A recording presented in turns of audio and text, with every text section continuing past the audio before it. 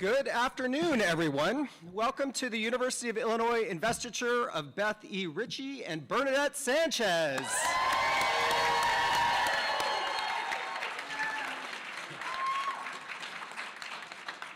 My name is Mike Stife, and I serve as the Vice Provost for Faculty Affairs. It's an honor to be here with all of you to celebrate the investiture of the Presidential Humanities and Social Sciences chairs awarded to our inaugural recipients.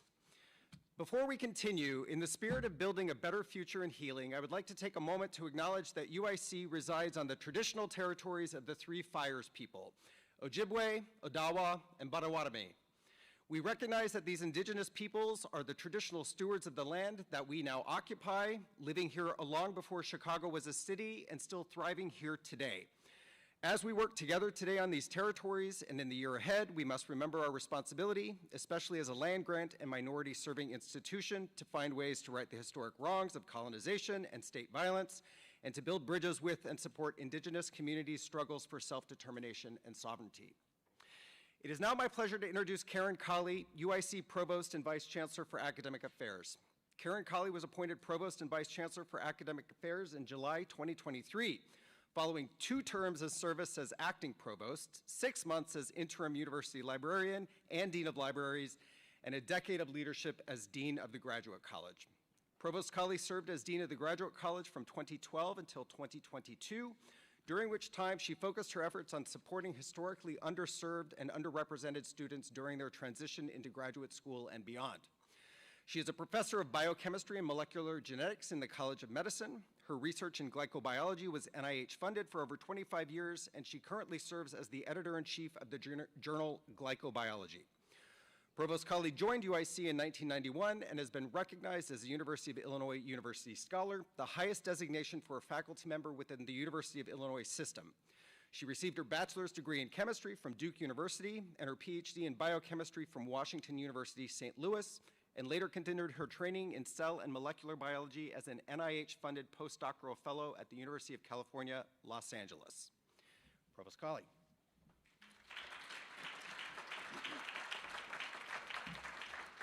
Thanks, Mike. It's really great to see everyone here today. This is a fantastic event, and it's very exciting.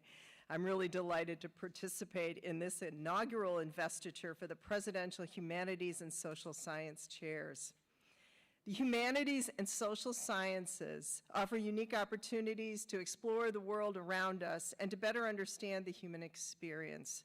They equip our students with critical thinking and global perspectives, as well as essential skills for interpreting the past, understanding the present, and envisioning a brighter future. The humanities and social sciences achieve this in ways that science alone does not fully encompass. This prestigious occasion recognizes 2 exceptional faculty, Beth E. Richie,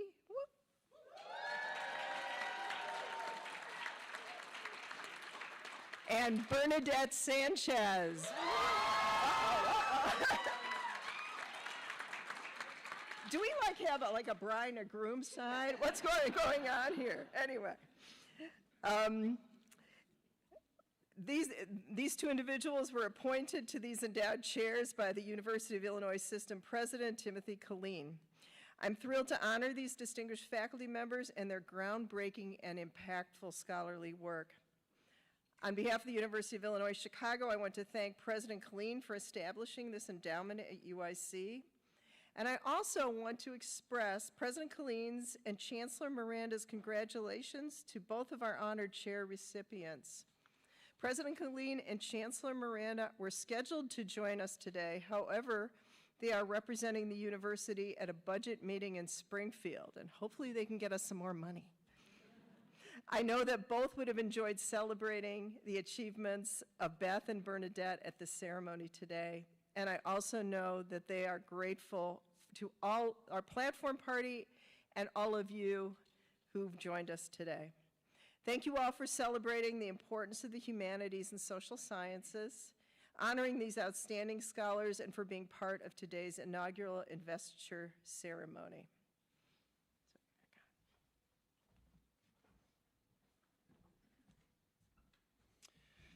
It's now my pleasure to introduce Ann Eaton, Professor and Associate Dean of Faculty Affairs from the College of Liberal Arts and Sciences, to help us begin honoring Dr. Beth E. Richie.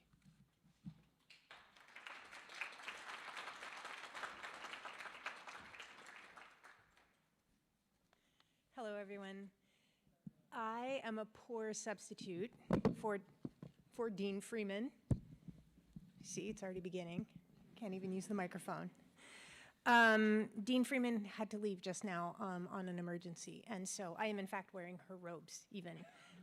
So I know that she was really looking forward to this event and that she's really sorry that she can't be here. But I will read her remarks. So first of all, thank you, Mike Steiff, for the introduction, and thank you to President Colleen and the U of I system for endowing these chairs in the humanities and social sciences. As some of you know, I myself, in Dean Freeman's voice, but it's also true of me, am a humanist scholar, and I don't take for granted the tremendous endorsement of values that these chairs represent.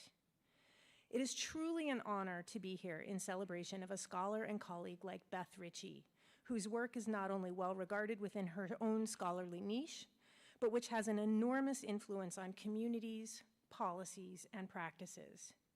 She is an exemplar of an engaged academic, and her research examines some of society's most challenging and political social issues: gender violence, gender inequality, mass incarceration, and racial injustice, and offers fresh theoretical perspectives and innovative approaches to addressing these issues. She is an outstanding institutional leader, having served as director of UIC's Institute for Research on Race and Public Policy, and in LAS as head of both the Department of Black Studies and the Department of Criminology, Law, and Justice.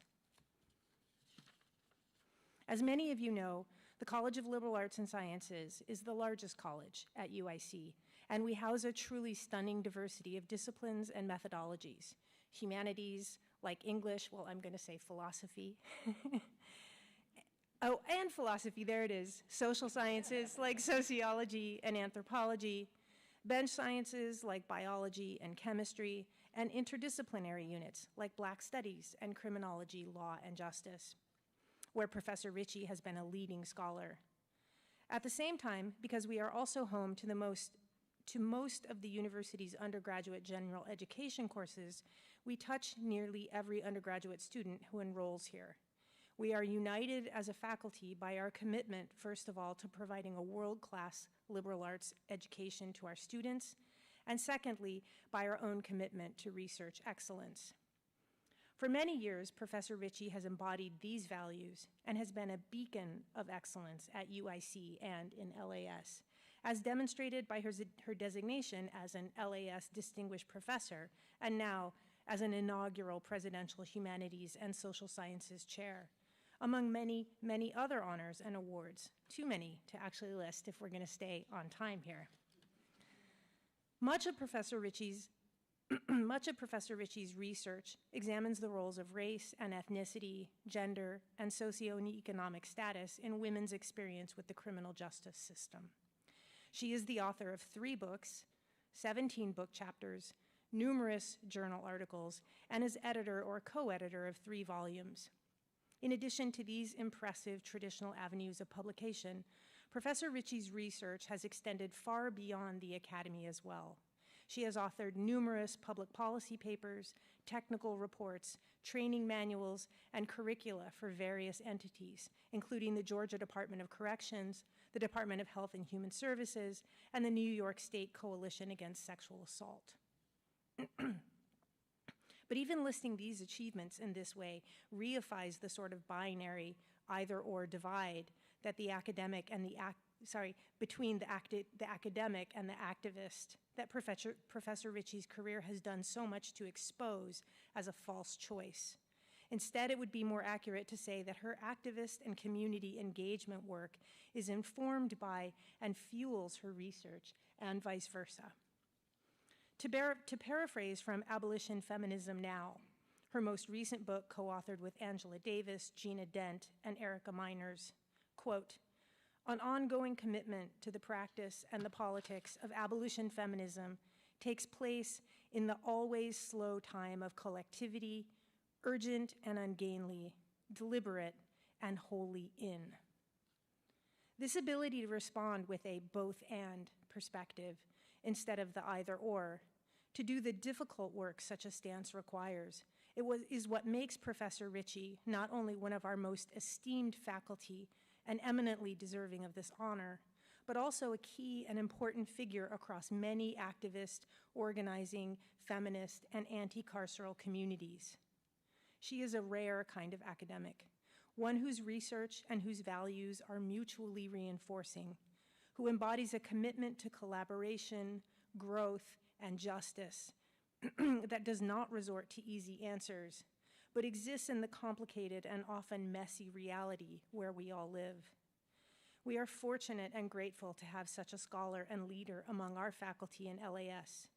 Professor Richie, I could not be more proud to be the dean of this college than I am today. Congratulations.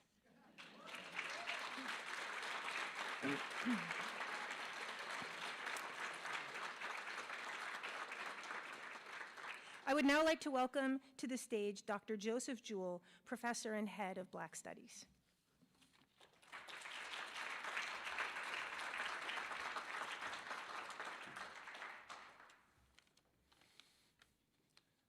Good afternoon, everyone. It is an honor and a privilege to speak with you about my colleague, Professor Beth Elaine Richie. Now, she doesn't know this, but whenever I hear her name, it regularly brings to mind a famous quote from Ida B. Wells Barnett, whom all Chicagoans should know well. "The way to right wrongs is to shine the light of truth upon them." The arc of Professor Richie's scholarship deepens our understanding of the complex relationships of race, gender, and class to the criminal justice system. Collectively, her scholarship has had a major impact across sociology, gender studies, ethnic studies, and criminology. Now, when scholars first began studying the carceral state, the institutions, organizations, ideologies, and practices that undergird our criminal justice system and its growth in the late 1990s and early 2000s, Professor Richie was among a cadre of Black feminist thinkers whose work centered on how people's cross-cutting identities shape their encounters with the long arm of the carceral state. Her early scholarship aligned with her work with incarcerated women who were victims of domestic violence and showed how the race and gender nexus produced very different trajectories when interacting with the courts, advocacy groups, welfare agencies, and prisons themselves. This line of research has challenged our thinking about women's interactions with what is often presumed to be an important line of defense for those experiencing domestic violence. Her subsequent work in the field of carceral studies brought these critical understandings to an even broader examination of the carceral state. Her 2012 book, Arrested Justice: Black Women, Violence, and America's Prison Nation, questioned traditional conceptions of what constitutes violence against women, to include the state, as well as intimate partners and other civilian actors. Importantly, it challenged some of the assumptions of advocacy groups, pointing out how embracing the criminal legal system as a solution to violence against women ignores the needs of minoritized women and their communities, which, because of racial stereotyping, are often over-policed, making them less safe and causing more harm. Her most recent book, Abolition, Feminism, Now, and I like to say it exactly that way, cements her reputation as one of the leading scholars in the field of feminist carceral studies. With her co-author, she shows why employing an explicitly feminist and abolitionist approach is important for studying the effects of prisons. But she also calls for society-wide solutions that are restorative and healing rather than punitive. Overall, Professor Richie's work considers the ways that mass incarceration, while typically seen as impacting only men of color, also affects women of color, both as the economically vulnerable family members of the incarcerated and as the incarcerated themselves, often the victims as well as the perpetrators of crime. By applying a critical gender-based framework to studying a complex social problem, what scholars have called the unequal distribution of criminal justice, Professor Richie pushes us to deepen our understanding of structural inequality, shining the light of truth upon the contours of structural injustice. So as you can see, this is a body of work that shifts the focus of public policy and policy-driven discussions about the damaging effects of the carceral state to include a much broader swath of the population. It also prompts those engaging in these discussions to consider how both people and communities harmed by these practices can be better served and brought to positions of help. Her externally funded research grants from the Mellon Foundation, the Cook County Judicial Advisory Council, and the National Institute of Justice have prioritized these goals and brought to light some of the critical missing pieces in a movement geared towards far-reaching social reform. And with public and community level projects too numerous to list, Professor Richie is a transformative scholar and a dedicated activist furthering our university's mission of public service. Now, as our elders were fond of saying, faith without works is dead. And Professor Richie's faith is a thriving one. As you may have guessed, I have the deepest respect for Professor Richie as a scholar and as a tireless worker for justice. She stands in the company of those who devoted their energies to identifying, analyzing, and most importantly, actively combating the many forms and phases of injustice. It is fitting that she should receive this honor today. Thank you.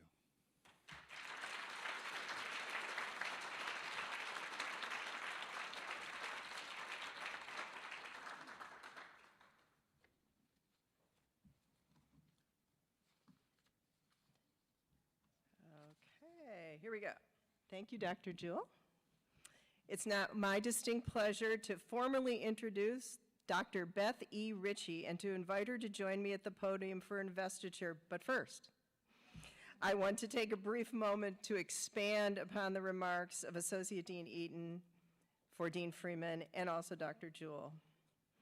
Professor Richie is a distinguished professor of criminology, law, and justice and Black studies at the University of Illinois, Chicago. Her scholarly and activist work examines how race, ethnicity, and social position shape experiences of violence and criminalization, focusing on Black women and gender nonconforming people. You've already heard about two of Dr. Richie's seminal works from Associate Dean Eaton and Dr. Jewell, and I want to highlight two others. She co-edited the long-term Resisting Life Sentences Working Towards Freedom in 2018 with educators from Stateville Prison. Her earlier work, Compelled to Crime, The Gender Entrapment of Black Battered Women, helped shape current efforts to free criminalized survivors. And she has received many, many honors that weren't enumerated in the last two segments.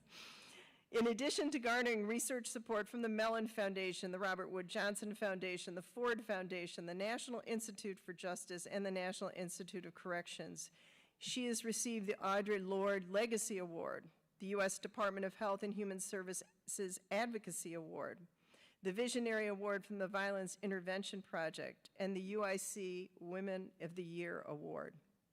A founding member of INCITE, Women of Color Against Violence, the Institute on Domestic Violence in the African Community, and the National Network for Women in Prison, Dr. Richie was awarded an honorary degree from CUNY Law School in 2013. And in 2014, she was appointed Senior Advisor to the NFL for Gender Violence Prevention. She is also a 2022 Annie E. Casey Foundation Freedom Scholar. She's done a lot, and we're all so proud of her. Dr. Richie, please join me at the podium. Okay, I guess what you do, sit that there, and then you turn around.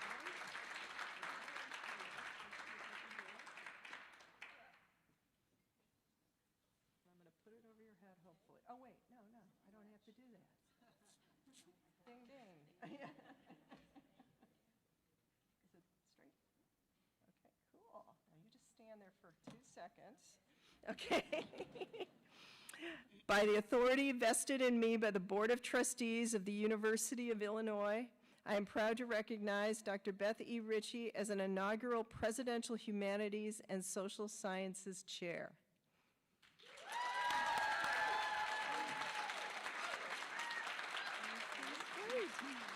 I think that's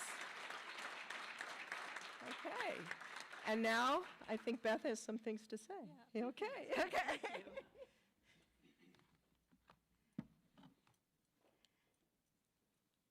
Yes, a few things to say.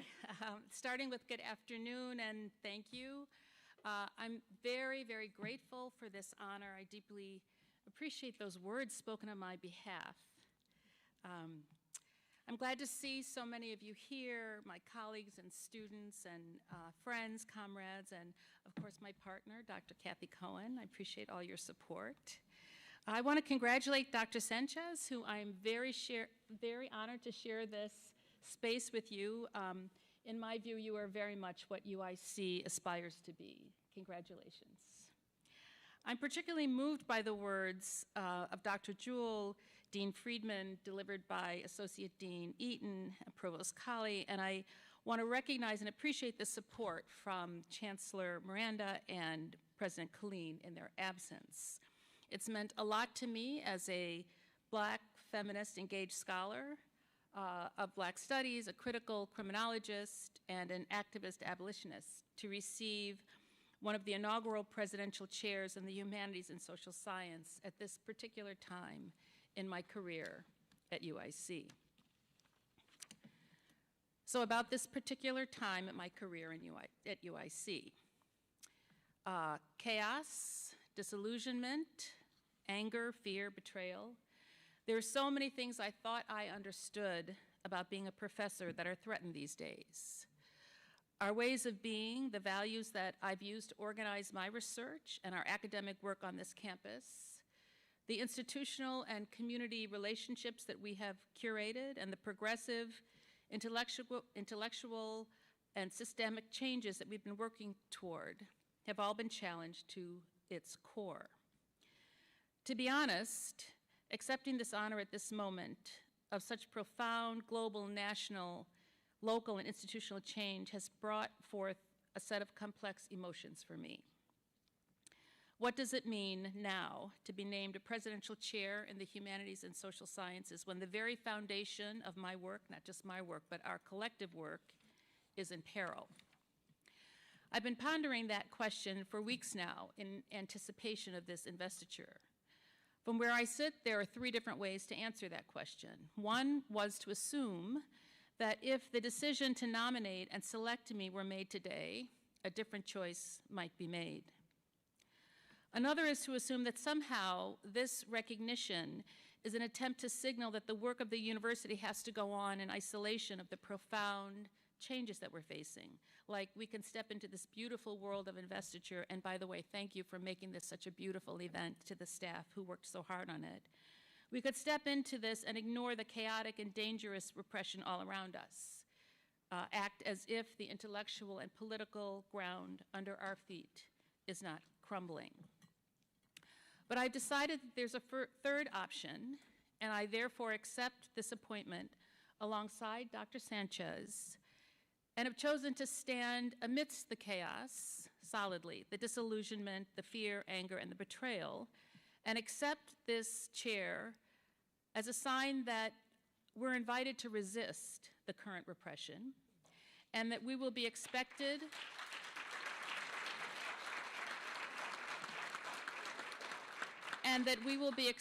to continue and not discouraged or punished for our ongoing mission-driven work at UIC for freedom.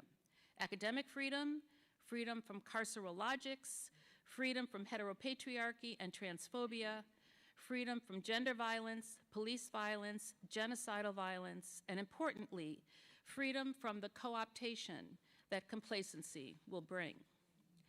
I've chosen this third way of understanding this recognition at this particular moment because the departments that are under attack at universities all around this country are precisely the ones that I teach in on this campus: Black studies, critical criminology, gender and women's studies.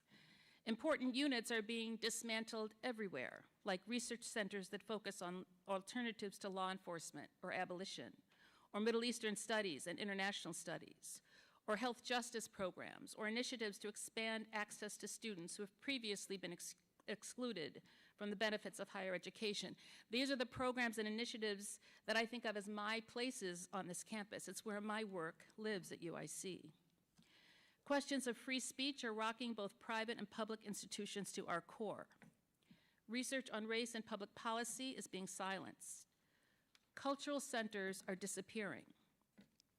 The work to make campuses more responsive to trans people and protective of international students, especially those from Haiti, Palestine, Venezuela, Mexico, and other targeted countries, are being called into question, as is the advocacy for educational rights for citizens who are or have been incarcerated. Campus initiatives to provide safety for women and others who experience gender violence, defunded. Curricular programs that advance knowledge in the areas of critical justice studies, including genocidal wars, are being sunsetted or are going underground. I could go on. You see the dilemma. Given that these are my institutional homes, the places that I have fought for and benefited from, and that have provided space for me to do the work for which I am recognized with this title, I choose to accept the presidential chair in the Humanities and Social Science, standing proudly in solidarity with those spaces. Because this recognition provides more than support for my projects, which I'm very grateful for. It allows me to expect a continued commitment to our Black, brown, queer, undocumented, protesting, and poor students from Chicago's most disadvantaged neighborhoods. We will not let them be disappeared.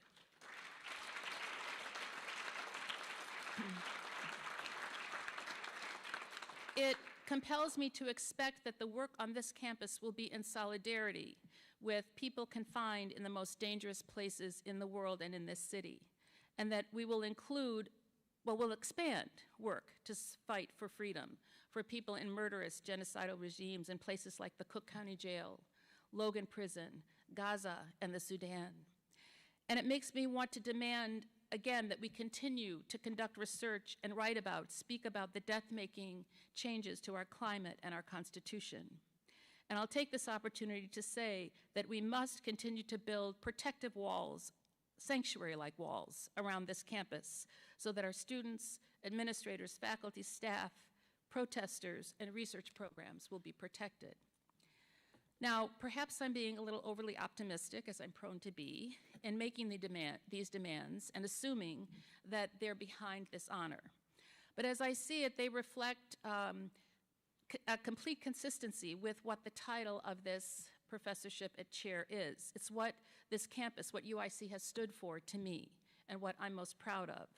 That pride inspires me to continue my work against the tyranny of gender violence and to work for people who are criminalized because of it. Because here, in those spaces where I do my research, are the places that I've learned that in the most chaotic, desperate, terrifying times, when we feel like the world is turning upside down or walls are closing in on us, that's the time that it's most important to be intellectually, administratively, pedagogically courageous, unapologetic, unyielding, strategic, strong, flexible, disciplined, and steadfast. I offer this reflection, this lesson, not so much as a political point of view, but much more as an epistemological approach. It's like a research finding. It's knowledge gained from my years working with people behind prison walls and listening to people who are running for their lives to safety. Mostly, it's what I've learned from the brilliant students who have come to this university because they believed that our promise, that we would believe in them and fully support them. So thank you again, Provost Colley, Dean Friedman, Associate Dean Eaton, Professor Jewell, for the reminder. Thanks to my partner, Kathy Cohen, and my daughter, who may be watching, other family members on live stream, but mostly to my amazing UIC colleagues and friends. I am humbled, honored, and moved to accept this recognition. I do so as a mandate to continue the work for which I was nominated, which stands in steadfast support in the places that have anchored this campus as a rigorous, public, urban research university, and a justice-driven institution. Thank you.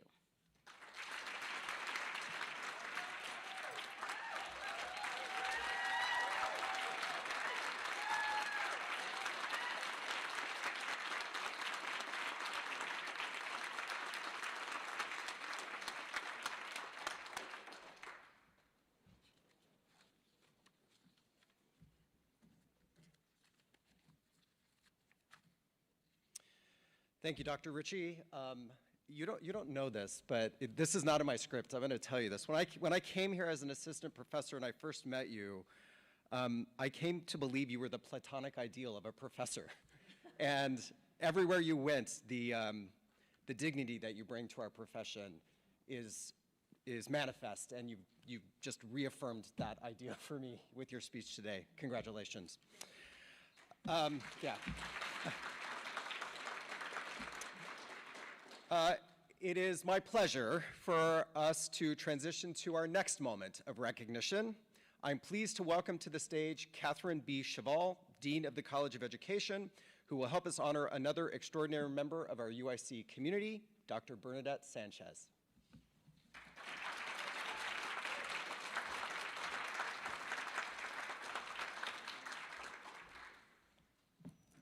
Wow, that's a tough act to follow.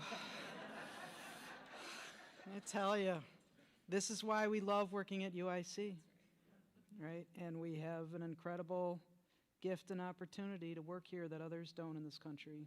And I thank you for your truth today, as well as accepting the honor. So, yeah. So the inaugural investiture of the Presidential Humanities and Social Sciences Chair is a historic day at UIC. This is the first investiture ceremony to recognize a faculty member in the history of the UIC College of Education.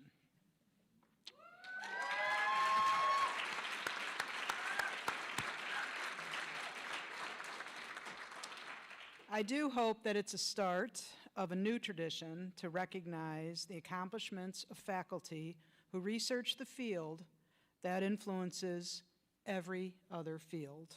Yes, education was the original influencer.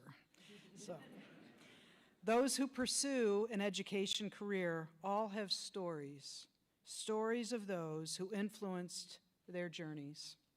And today, we have the privilege of hearing our honoree, Professor Bernadette Sánchez, share one of those amazing stories. Professor Sánchez did not pursue her career for accolades or distinctions. Her daily pursuits were focused on influencing the transformation of educational journeys through understanding the important role that mentoring plays in that transformation. Yet, although she did not pursue the chair distinction, it is important for several reasons. First, this distinction represents the highest accolade a university can bestow upon a professor, acknowledging Professor Sánchez's accomplishments. She is a highly valued, dedicated, and trusted member of the UIC faculty with a national reputation as a scholar and a thought leader in her field.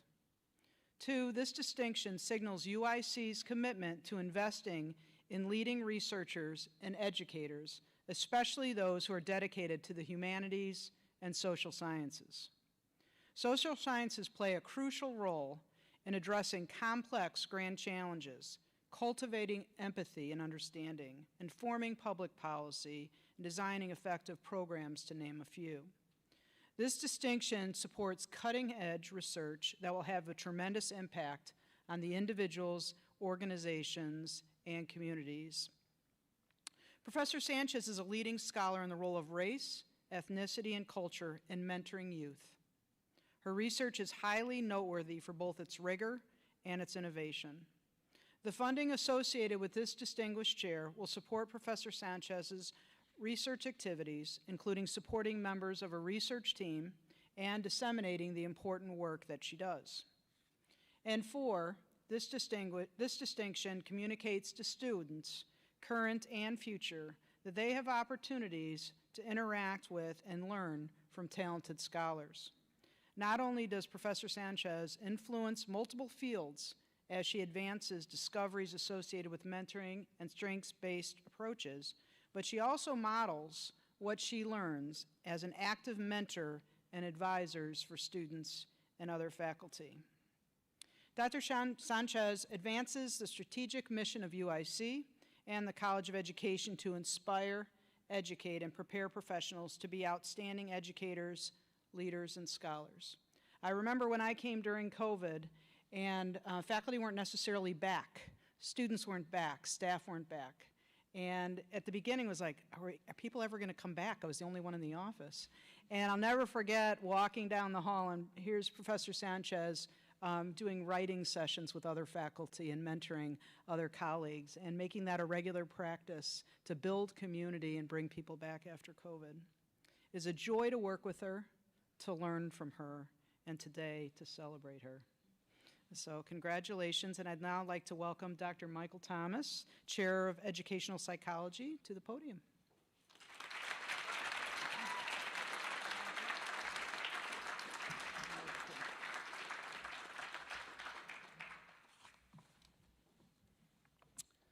Good afternoon, everyone. It's my great pleasure and honor to stand before you today as Chair of the Department of Educational Psychology to celebrate a scholar, mentor, and leader whose work has profoundly shaped our department and the broader field, Professor Bernadette Sánchez. Before I begin, I have to admit that writing a speech about someone as accomplished as Professor Sánchez is a little bit intimidating. I'm feeling a little bit of that imposter syndrome.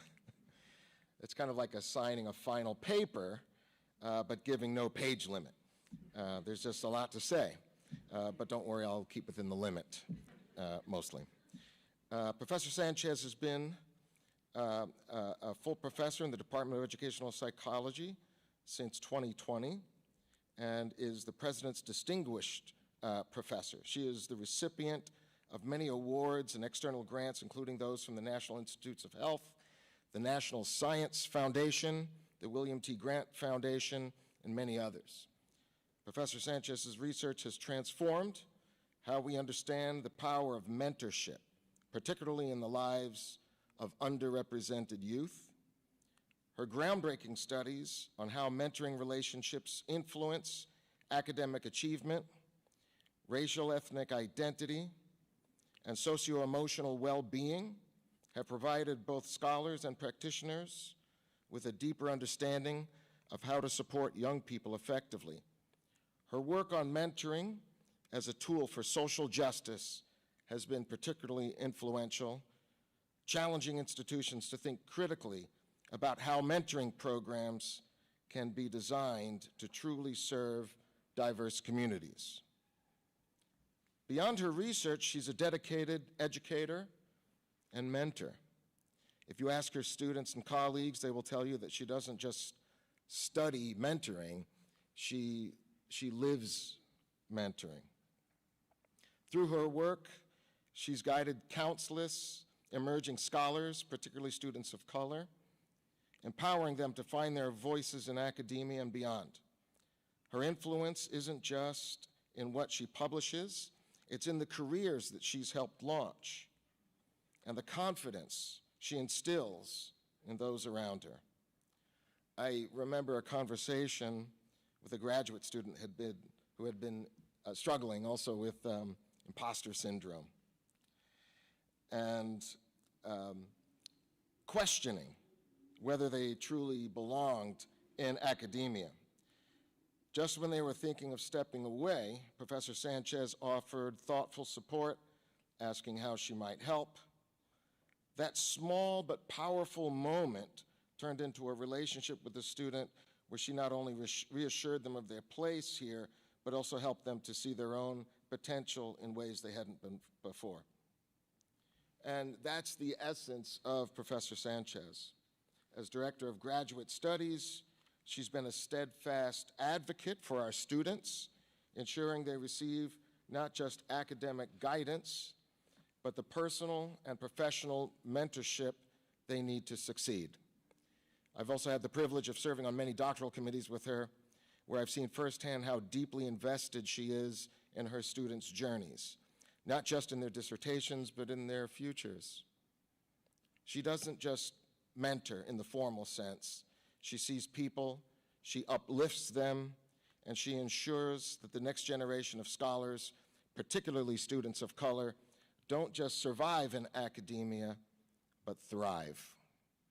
Her contributions to our department, the university, in the field of educational psychology are immeasurable, and today we recognize these achievements with one of the highest honors in academia, the investiture for the Presidential Humanities and Social Science chairs. On a personal note, Bernadette, you're a great inspiration to me, and I'm grateful. It's now my privilege to invite Provost Colley back to the podium. Thank you.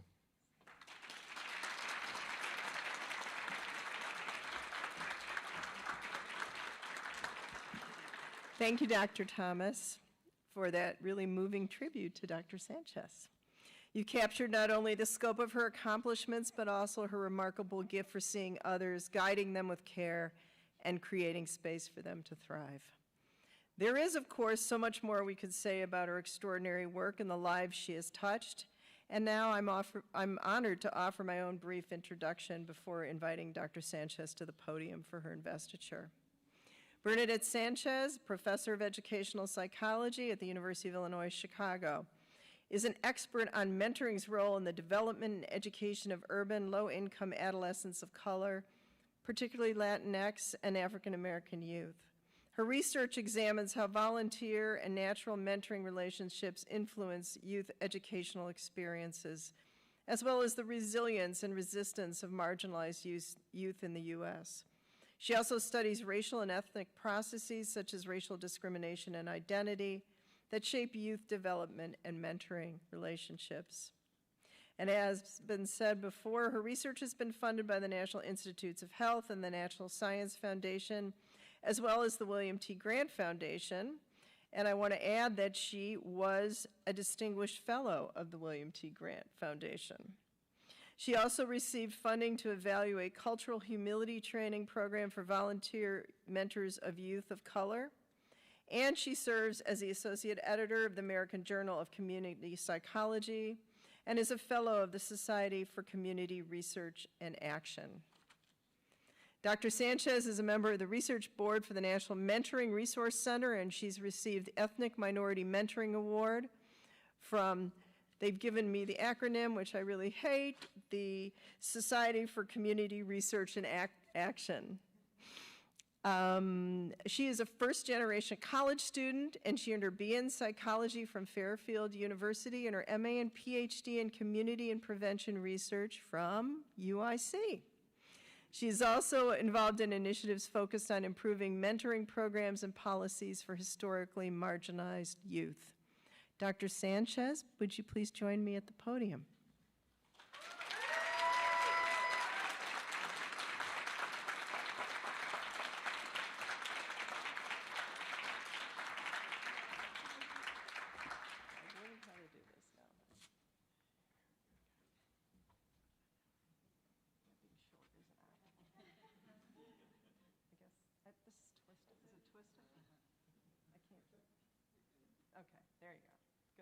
Okay. By the authority vested in me by the Board of Trustees of the University of Illinois, turn around and let them take your picture. I'm proud to recognize Dr. Bernadette Sánchez and an inaugural Presidential Humanities and Social Sciences Chair. Congratulations, and I know you have a few things to say.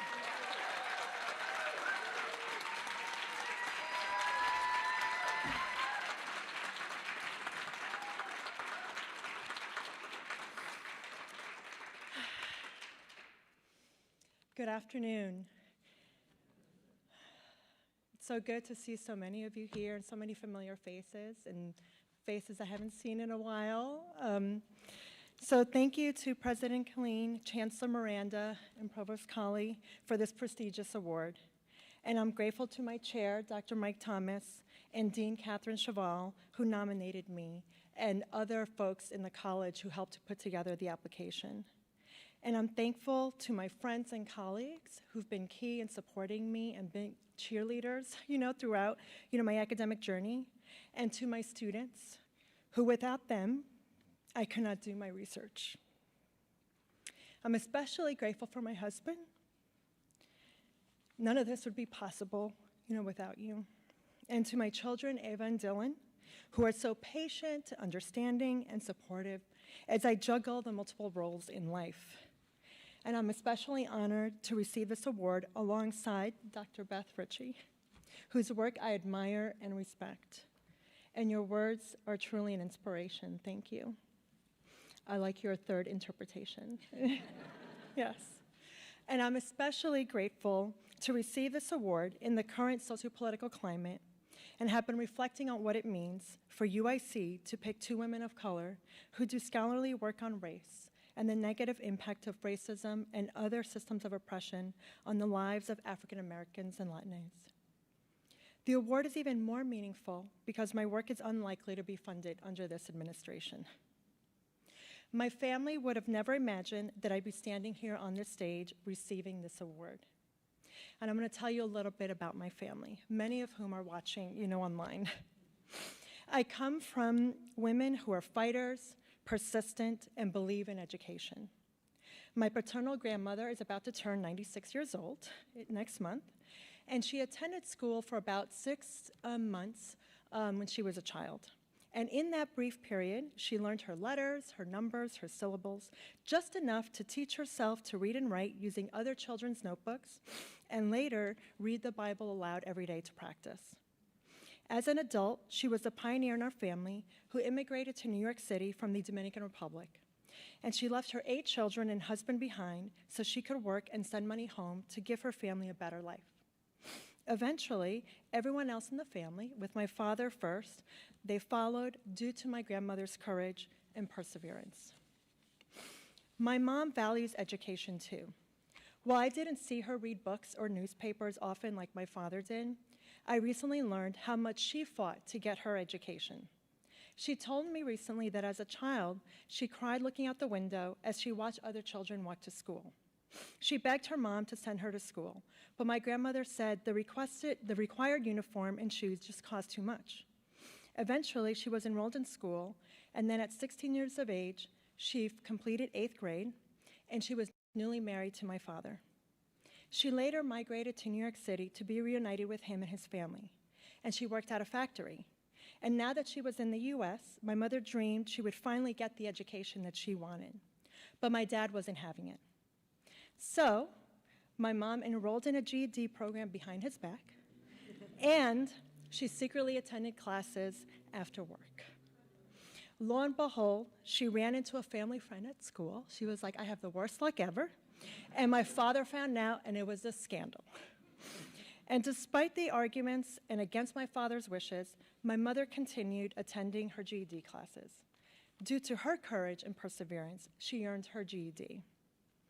While the women in my family fought and earned an education on their own, I did not have to fight for mine. I had opportunities they didn't have. I got encouragement and support from my grandparents, my parents, and my extended family, many that are online, and helped me get to where I am today. Their journeys inspired me to create paths for others and carry on my family's legacy to ensure that future generations thrive. Throughout my career, I've invested time to mentor students and colleagues, work with practitioners to create or improve their mentoring programs, and research the art of mentoring. From the start, I was attracted to mentoring due to my own observations of relationships and my own experiences that Latino and African American youth often form in their own communities, with the adults who look out for them, their neighbors, their teachers, staff, their aunties and uncles, who show them what's possible. They care for them. They believe in them, especially in a world that holds them in the lowest regard and does not believe in them. Recently, I was contacted by a local high school senior. While he was working on a project, he read one of my open access academic articles and asked to meet with me. We met on Zoom during one of his lunch breaks at school. And he said he wants to start a mentoring program for children who come from immigrant families with a family member who's undocumented. He asked for my insights about important features to include in the program. And then I asked what interested him in this topic, and he told me his story. When he was a child, his parents were undocumented, and he went to bed every night afraid that he would wake up to his parents being gone because ICE took them. His parents have legal status now, but because of the current administration, he's going to bed with fear again. He also mentioned that last academic year was a stressful one. His father got injured while on the job and was therefore unable to work. So as a result, he had to get a part-time job, work 20 hours a week to help his family pay their bills. His mom didn't drive. He picked her up from work at 11 p.m. every night, squeezed in his homework, and then got up the next morning at 5:45 to get ready for school. He hardly slept, but he said it's what he had to do. Now he plans to start a mentoring program for children like him who need support navigating the educational system while living in fear. When I hear these stories from young people, I'm reminded why our research is needed, and more importantly, why it needs to be disseminated to the public. My colleagues and I have recently shifted our attention from the youth who are served by the mentoring programs to the adults who are volunteering in them. In some cases, the volunteer mentors aren't from the same community, and they're in positions of power. They have more formal education than the family members of the youth they serve, and they work in various sectors of our society. These volunteers won't be effective if they don't understand the lives of the mentees, they make inaccurate assumptions about them and their families, or make decisions in their workplace or communities based on those assumptions. Our team is working to positively change mentors, staff, organizational practices to provide better programming and experiences for youth that helps them thrive. And hopefully these mentors will go back to their own communities and workplaces and make decisions that also have a positive impact on these communities. This award will have a transformational impact on my own team's work. Thank you for investing and recognizing this essential research. I'm grateful for this distinction. It fuels my passion for mentoring as I continue to make a difference in the lives of youth as well as their families and communities. When my grandmother left everything and everyone she loved to chart a new path for her family, she could not have imagined that her granddaughter would be a distinguished professor. I never lose sight of that responsibility to pay it forward. Thank you.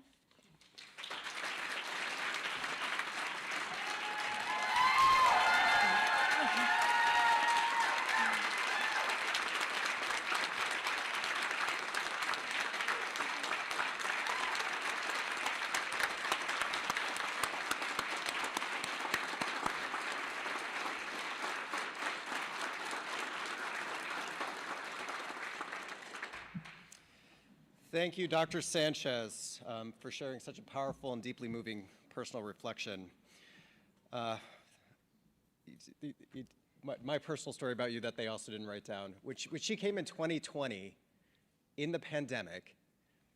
She immediately worked with me to try to hire another professor of color as a joint appointment between our two departments. 6 months on the job, she was here to do that. You've been a leader since the day she walked on this campus, and I'm so very happy to see you receive this award today.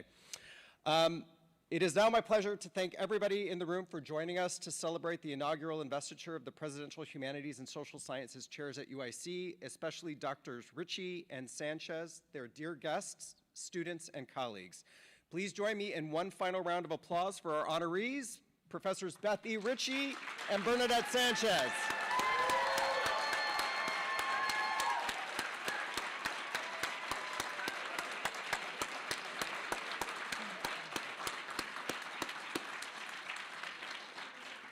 Your scholarship, mentorship, and leadership continues to model the way forward for us all. I'd like to recognize and thank Provost Colley and the other members of our platform party, Dean Freeman, who could not be with us, Associate Dean Ann Eaton, Professor Jewell, Dean Cheval, and Professor Thomas. I'd also like to extend gratitude to the organizers of this investiture who have created this very special event for us all. And finally, we would like to once again thank President Killeen for making these endowments a reality and for his leadership of the university over so many years, and to Chancellor Miranda for her unwavering support for our faculty and the work that they do to advance our mission. I invite all of you to please stay and enjoy the reception here in the Illinois Room and to continue celebrating this wonderful occasion. Thank you, and have a good afternoon.